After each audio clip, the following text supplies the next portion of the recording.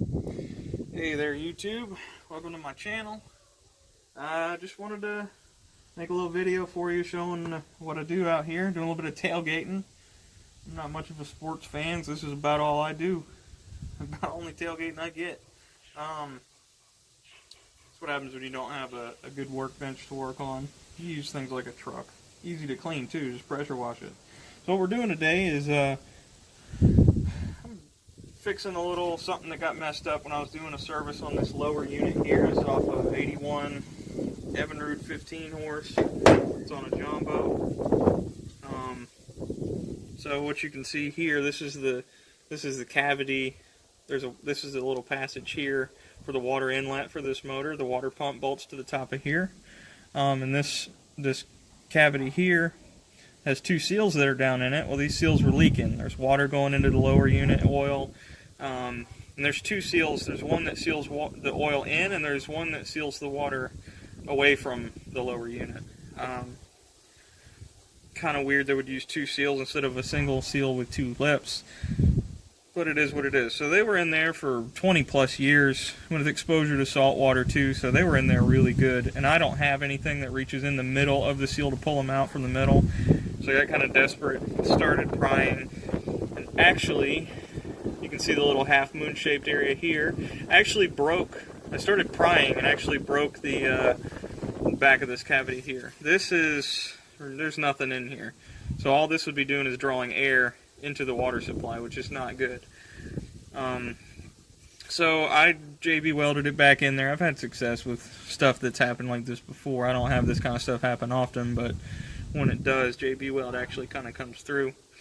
So I tried to make it as smooth as possible, but this wear plate, there's a stainless wear plate that sits on top of this 4-bolt section here, and you want that to seal so it doesn't draw in air. So with the JB welding that piece back in, you're not going to have a perfectly flat surface. You don't want that. You don't want to overheat the motor and be cavitating the air going into the pump. It's not good for the pump, and air doesn't cool very well in the water jackets. So what we're going to do is we're going to use a surface plate. Got some 800 grit paper on here. It's a wet sanding process. I've actually never done this before. Never had the opportunity to do this before because I've just never had to. So this is my first time doing this type of process, but I'll have this flat surface on the sandpaper here and go in like a figure-8 pattern, and we're gonna get that flat. So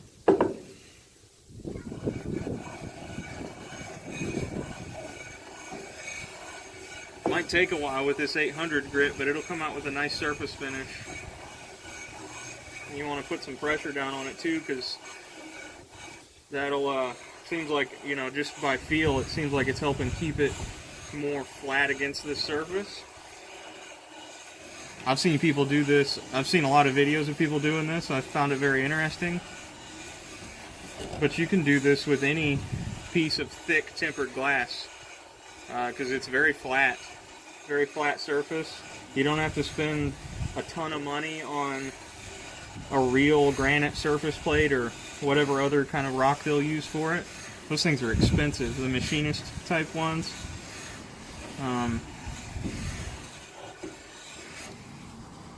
Yeah, we're already through the JB weld into the aluminum, so we're actually making pretty good progress, even with a relatively fine sandpaper here.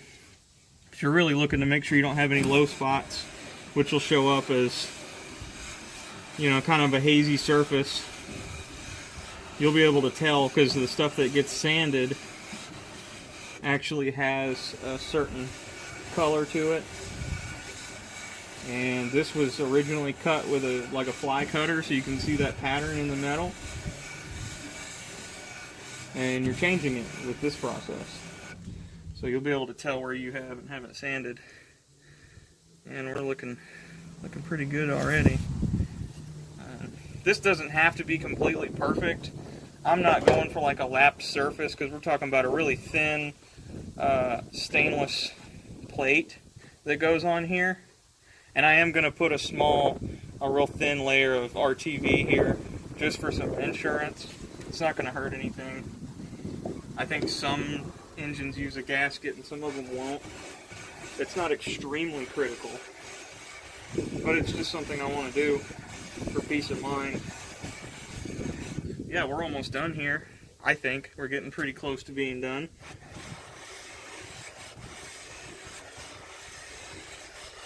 Just figured I would show you guys that, and